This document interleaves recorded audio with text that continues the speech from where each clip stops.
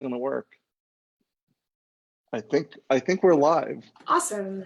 Every week I've done this, it feels like a bit of a crapshoot when I hit that go live button. I'm never Yeah. sure because sometimes it works and sometimes it doesn't. But well, today we're interviewing the amazing Angela Parrish, WSU alum, singer-songwriter, living in Los Angeles. But what I think is so fantastic is that oh, and you're singing. Are you still singing with? Well, no one's singing or doing anything right now as much, but you're still. Are you on the bill with Florence and the Machine? If everything So sort I, of not live touring, but I sang on their last record that came out. So I'm okay, a studio singer. So nice.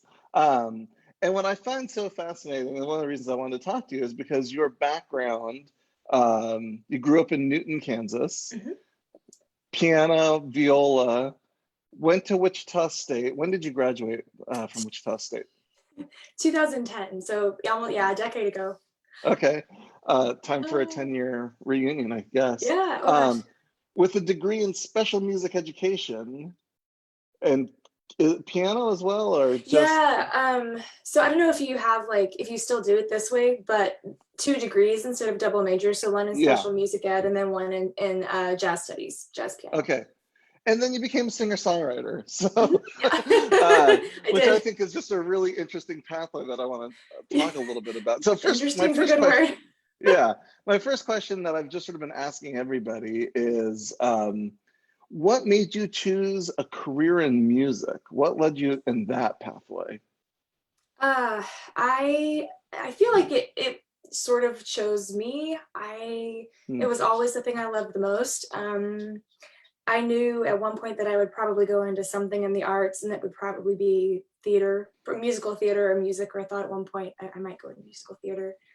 Um, but when I at the time when I was like, well, do I want to major in music or do I want to pursue a musical theater degree? I was like, well, I like singing. I never wanted to do the plays. I always wanted to be in the musicals only. And I was like, oh, maybe I just like singing. And then I was like, okay, yeah, I should be a musician. So, and I was a jazz piano player from late middle school on through high school. And at the time, John Thompson was one of my piano teachers, and then later John Gehring. And so I was like, well, I have to go major in jazz, and I chose it just because it was my favorite thing. And I always had the most fun uh, playing jazz, improvising, being in a big band. Hmm. So yeah, I just chose what I felt like my heart wanted to do the most. And what led you to the path of also doing the special music ed degree as well? Dr. Bernstorff. I loved her. My father's a therapist, and my mother for a long time cared for people in Newton with different kinds of severe multiple disabilities. And it was just the environment I grew up around. And I liked the aspect of music as a gate to unlock different parts of life for people. And also, I student taught with Rebecca Goebel, who was so great, and I Mm, just loved people that understand that music is for every person, singing is for every person, or if you're unable to use your voice, participating in music and being moved by it is for every person. And I believe that in general too. Like it's not only experiencing music is for every person, but participating in whatever way. I think sometimes we put those limitations on people like, oh, well, you have it or you don't, which is right. super dumb, because why would anybody go to college to study becoming a musician if they just like, you're right, it's just like, nope, you're bored to do it. And that's, I mean, like, I just Yeah. don't really believe in that. So I think that everybody, it's really truly for every person. So I think that incredible inclusiveness and love is why I wanted to add that degree as well. I think something you said, so a big part of this audience is both, it's potential students who are or people who are thinking Oh, about a music awesome. major. So something that you said that I want to sort of elevate, I think is really important, is that there's this talent myth that you either have this talent and therefore you should be a music major or have a career as a musician, or you don't have that talent, you should go do something else. When I think every professional musician knows that there are some who take to it more naturally than others, but at the end of the day, we all work so hard every day to improve and get better. And so this idea of talent actually undermines all the hard work that we as musicians do. Definitely. So I think that's something really important, that, you know, just because it's not, doesn't just come easily to you, doesn't mean you don't have, this can't be a career. That was the case for me. I was never a natural musician. Like, it always felt like I was working 10 times harder than everyone else to just try to make sense of my instrument. And so I'm glad to hear you sort of say that. Oh, I felt that way on piano. I just felt like, I don't know if it's just like sometimes do you feel like some people take to certain instruments even too more naturally than others. Um, Hmm. I think in the beginning, like the beginning stages of piano came really naturally to me, but at some point it all kind of was just like, oh, because there's just so much going on. And the whole the whole instrument is, you know, the whole orchestra basically is at your fingertips. And so, and maybe some of that too was like classical piano, because even when you're, you know, taught classically, you're often not taught to improvise, you're not taught to rely on your ears much necessarily. And so so the reading part, it was like cool. And then when it came to starting jazz, which I love the most, it just took me a while. So but then Yeah. like there came a time when I was like, yep, yeah, now we're cool. But it's just a lot, you know. So Yeah. Yeah, there's a point where you sort of make peace with the instrument, and yeah. you know, certain parts unlock and other parts, you know, always feel, I think, like just it's a changing challenge in some Hmm. ways. So so another thing that I'm interested in hearing from people about is if we could create a time machine and you could go back to 18-year-old Angela and say, you're just jumping into this career, you know, this pathway as a musician. I wish you would have done more. I just do more of this. Or what do you think? What advice would you give to yourself, 18-year-old Angela, that you think, looking back now, oh, if I'd only done more of that? That's a great question. In some ways, I feel like, and I've more come to the realization over the last year or so, but when I was in school at Wichita State, I played viola in the orchestra. I on the side taught some piano lessons. I worked with a kids choir at a church. I was the accompanist at the Crown Uptown for a while. I accompanied I accompanied viola majors, and then also the musical theater studio and played in the pit, and was in the jazz band. And the only thing I didn't do much when I was there was sing. Uh, I sang with the jazz band sometimes, but I do wish that um, I'd sang more. But I was always this person that loved lots of different things. And then when I went on to get my master's, I was able to. I had, you know, a jazz piano master's track. Was able to really focus very deeply on one thing for a while, which was great for musical depth. And I'm very glad that I picked something like one thing for a short period of Yeah. time. But I think I was always being really true to myself in being involved in lots of things that I loved musically. And the number one thing I wish I would have had was the confidence to know that I was doing okay. Even when the Mm, message was always like, you have to choose, like, and I mean, and you know, if you're not like, you're not focused and you're not good enough if you don't pick the one thing, you're scattered and you're a jack of all trades. I mean, like, just from the world in general and society, like, I think I had some lovely music educators at Wichita State who saw, you know, in me, I think that eventually the path would become clear. But I also like, now the reason I'm employable, I think the reason I've been able to survive out here and become an artist who does lots of things is because I had that experience. And so I mean, now, like, I think it was an ideal setup to become a music producer, and I just didn't have the technology aspect. So honestly, like, it's hard to know what I would tell 18-year-old me other than just like, keep going. You're doing the right thing. Just work on your confidence and sing more. Like, work on yeah. knowing you can do this. Work on your mindset, your belief in yourself. Because honestly, at the end of the day, nobody can give that to you until you really think you can do it yourself. So but if I were talking to an 18-year-old now, I would say learn music production, learn technology, record yourself. You have to, like, you can't, like, now you can't leave your house. So you have to learn how to record yourself well. And the saving grace for me right now has been living in a recording studio. Like, I'm so glad Yeah. that I went to music production school and learned how to how to create everything and compose and produce people from here. It's, you know, it's funny because in some ways this story really resonates with me because it's similar to the story that I had when I was an undergrad. I was Yeah. a bass player.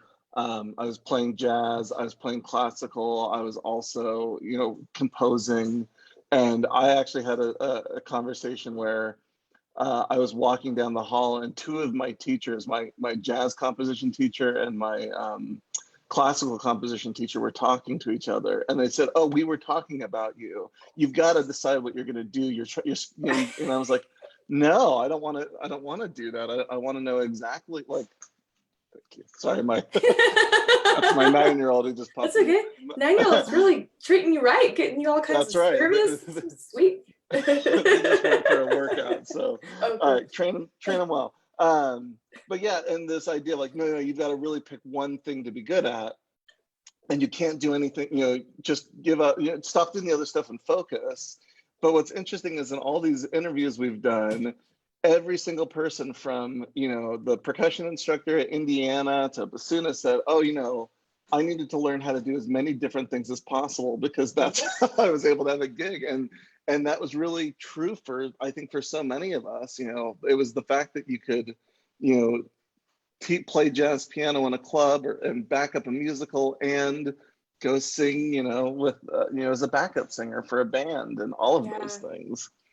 So I feel like what I wish someone would have said too is like, I think you can really, like, obviously you can't do everything in the world, but I don't think anybody is really trying to do everything in the whole world. Like, I'm also not trying to be the world's best mountain climber, but if I wanted to be like an excellent mountain climber and musician, I could probably do those two things because you can do and be more than one thing. But like, I'm just trying to do like as many different artistic, musical, like film and theater related things as I can.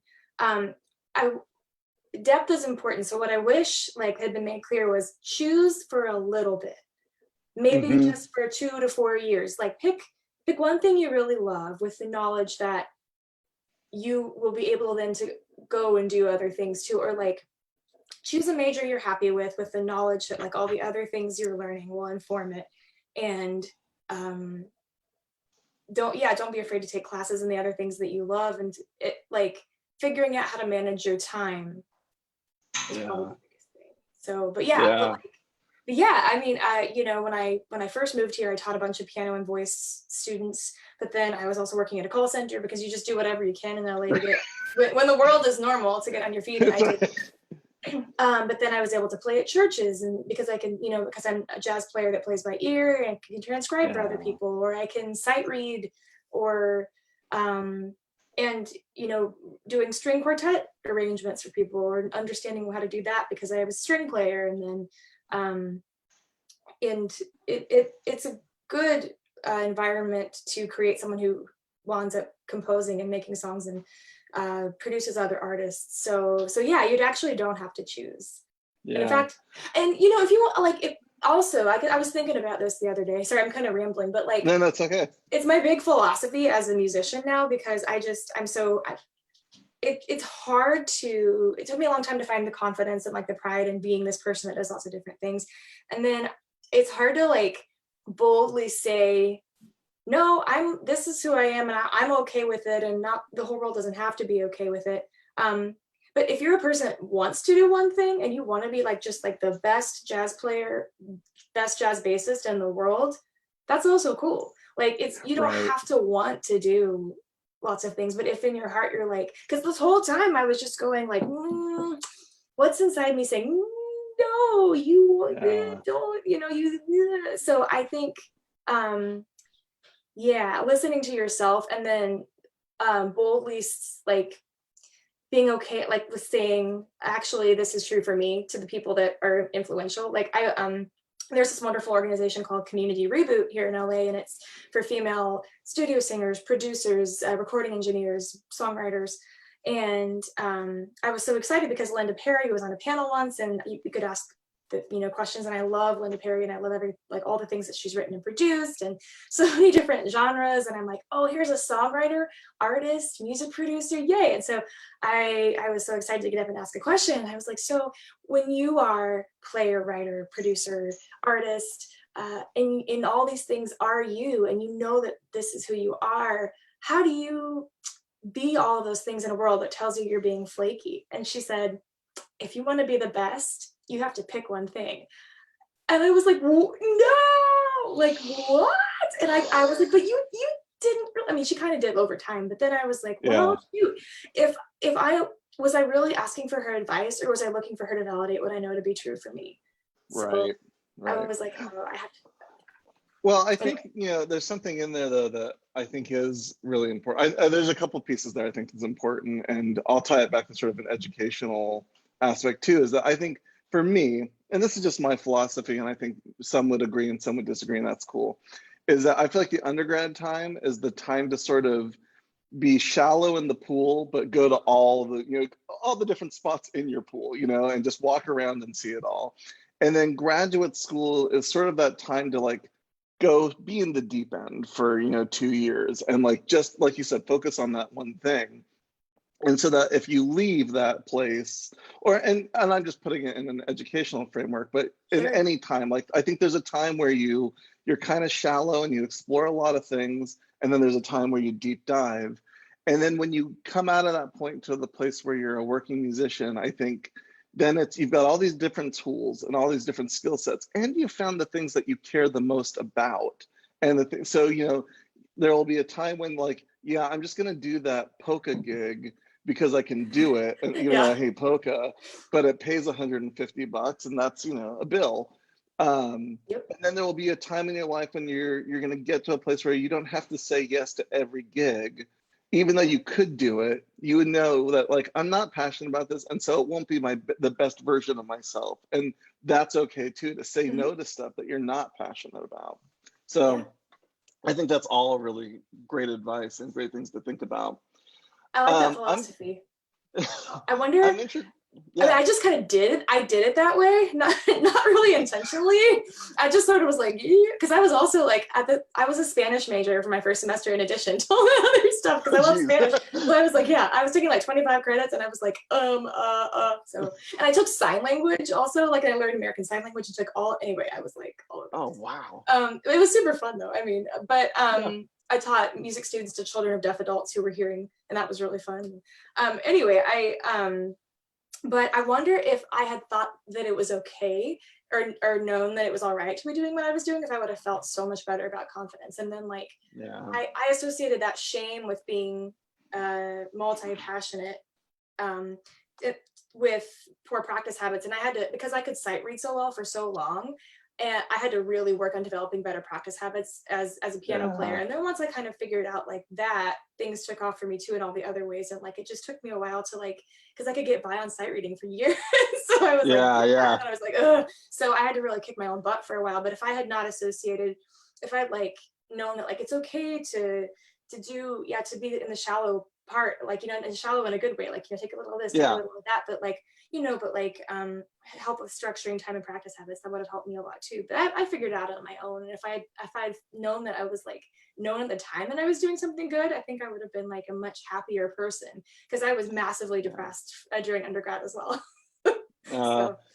I think that's really important to highlight, is that I don't think you're alone in that. I think a lot of people, especially musicians, actually there was a really interesting study done a few years ago in the UK, where they surveyed working musicians and found, I won't make up the number, but it was basically a very high percentage of musicians suffer from depression and anxiety, much higher than the normal rate of like the everyday population.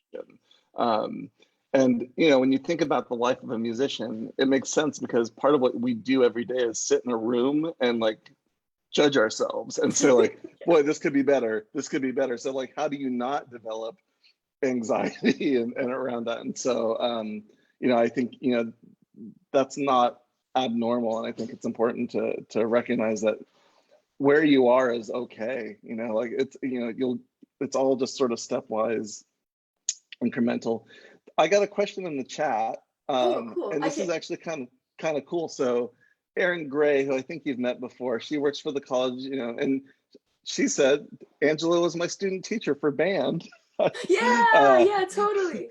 So she was wondering how your time as a music educator impacted or impacts your songwriting and composing now? Ooh, that's such a great question. So um, everything I've done has influenced and led to what I do now in a pretty big way. But I feel like the more time I spend as a music producer, I feel like um, that ed degree made me a way better collaborator and was incredibly like I I'm not a great teacher in the traditional sense because it doesn't vibe with me so well. But what I love doing is collaborating with other people and making music and like being a co-writer, a producer, helping them see things in a different way.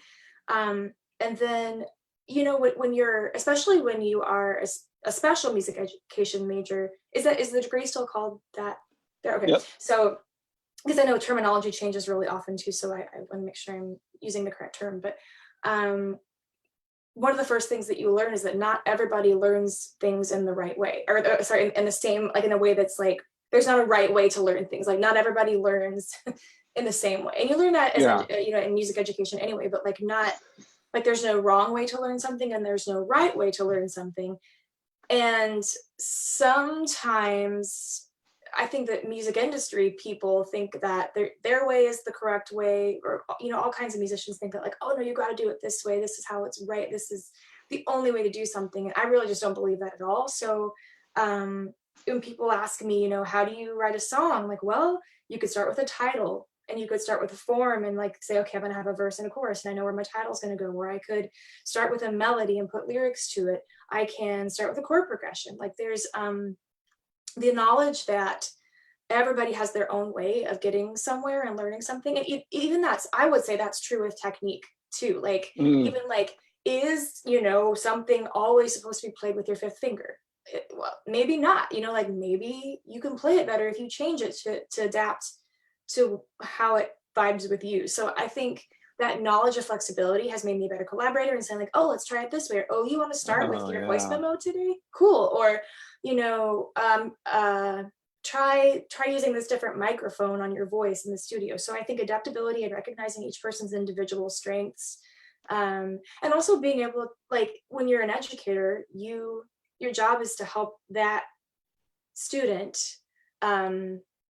become the best of what they can be and get the most out of it. And so like if you're really all about them and their individuality, you can't like be rigid.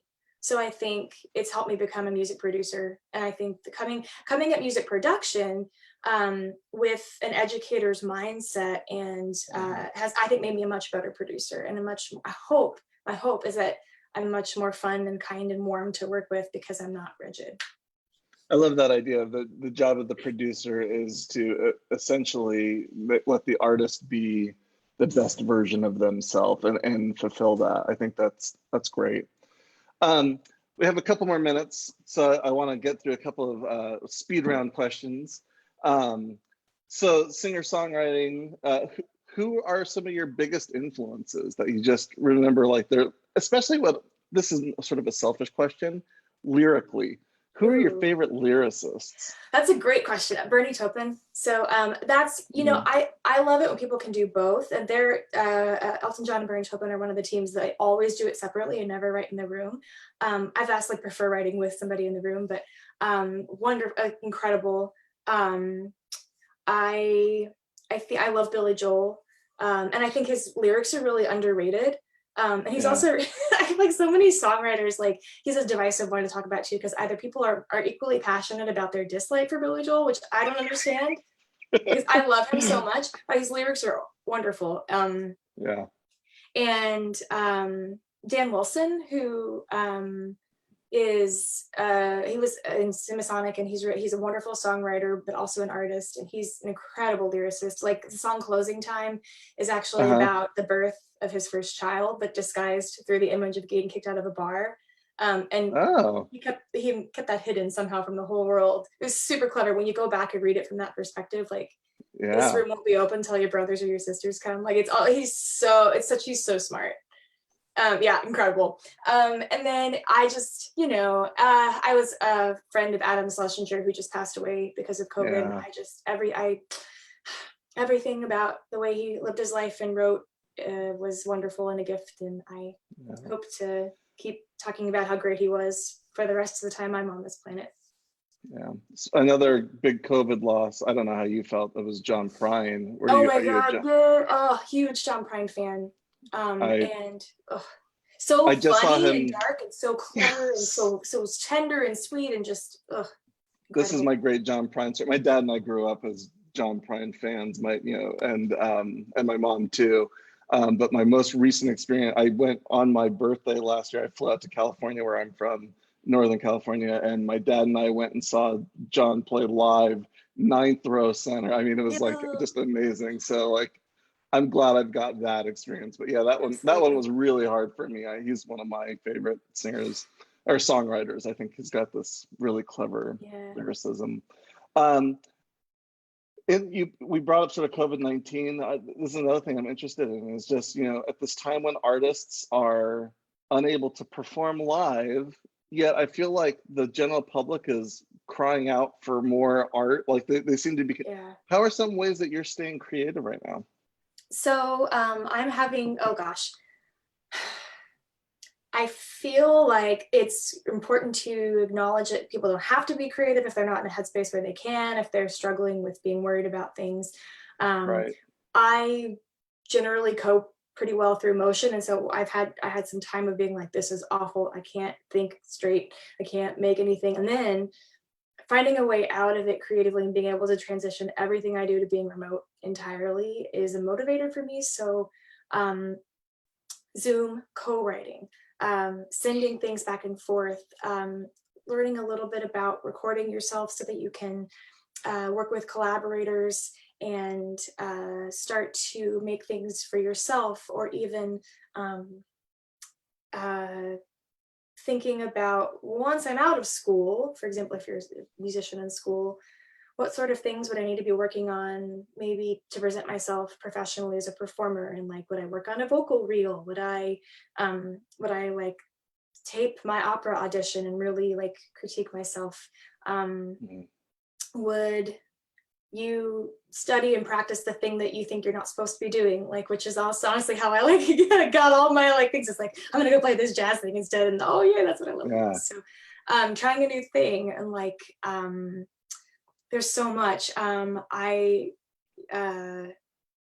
been able to, I still kind of work remotely as working in animation, so that's been wonderful. And yeah, there's like there's so many ways I kind of am like coming up with nothing. But like you can really do a lot remotely, and my belief is that our industry is going to have to pivot massively, because it's not like people are going to stop. Like, it's not like, oh, we're not going to make any movies or any TV shows or anything animated for 2 years or however long this is going to be. I think that like people are going like, well, can you really get a good quality out of a home studio? And you absolutely can if you know what you're doing. So it's pivoting quickly and focusing. So it's like, well, it's really not, let's be okay with making subpar stuff. It's like, let's make what we do really damn good, And I think that we will always find a way to work together. I just want to give I have one quick plug and then one more question for you. It's the question I've been ending all our interviews on, but I have to say, spent a little time exploring your website. I've got 2 daughters who are 11 and 9.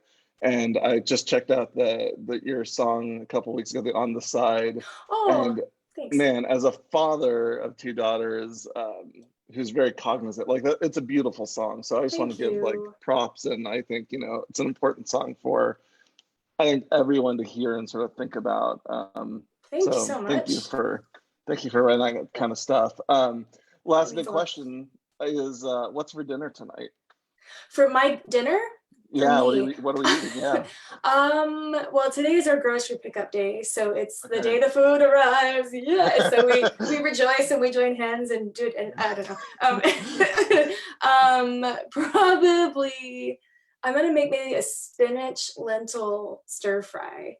That sounds good. I've also ordered a small pallet of Oreos, so I'm trying not to eat too many Oreos, but trying to also just. Man, sometimes life is Oreos, so that's okay. So Oreos and a spinach lentil that Yeah. sounds like balance, you know, Yeah, it is spinach balance. and lentil, and then that makes my, Yeah. I, I think it's an important question for us to think about, as most, you know, so many of us are cooking more at home. So, you know, I'm just trying to get more recipe ideas. That's really. I am the world's poopiest chef. So I'm a horrible cook.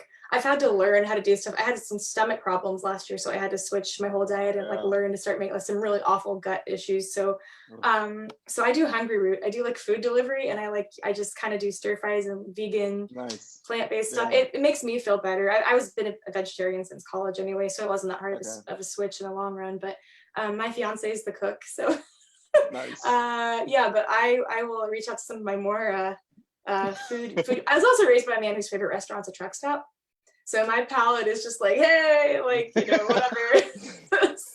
Then it sounds like you've got plenty of antibodies built up, and that's Yeah, what really matters. totally. And like, yep, I could eat a fence post, so I'm good.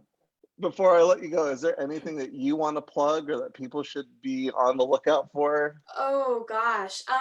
So if you have little kids, I am the vocal producer on the Disney show Chuggington. So if we have shorts that are out right now, yeah, it's really fun. Nice. It's great. I vocal produce the 3, sometimes 4 lead kid actors in the studio, awesome. Which is also another great. So like my music education degree really informed how I work with kids, singers, when I'm their producer in the studio, and that's like, and it's super fun. These kids are great. They work awesome. So hard. Yeah, so if you are into trains, and it's a super cute show. So we have new episodes on Disney Junior coming soon, and then we have shorts that are out right now. So yeah, that, and then hopefully some other projects that I can't talk about yet, but I'm excited. Yeah, so I'll keep you posted on things. But that's the thing that's coming out soonest. Okay, so I think the takeaway is follow you on Instagram, Twitter, Facebook. Yes. All the social media. I'm Songs by Angela everywhere. That's my Twitter, that's my Instagram, just all one word. And go, you know, buy music, buy your CDs, and all of that stuff. And so I'll play it for you. So thank you so much for your time. Oh yeah, thank you. And my Instagram has a link to my calendar if someone wants to schedule an individual Zoom call with me. I'm talking to creatives about, I'm starting a program where I'm taking people through a songwriting experience for about 6 months and trying to learn and develop this program. And so trying to find ideal clients for that too, but also just talk to creative people about what they might want and need and if they want to start a songwriting process. And so anybody who goes to my Instagram can just click on that link and sign up for a Zoom call if they want to talk to me for 50 minutes at a time. That's awesome. Yeah, and if you just want to talk about anything musical too, I'm just opening it up to highly creative people with the philosophy that you can be more than one thing, as Daniel Taggart likes to sing. So yeah, just like the belief that we are all storytellers, songwriters, musicians, singers.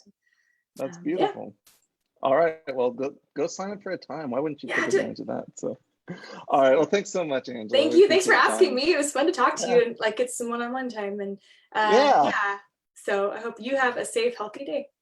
Yeah, you too.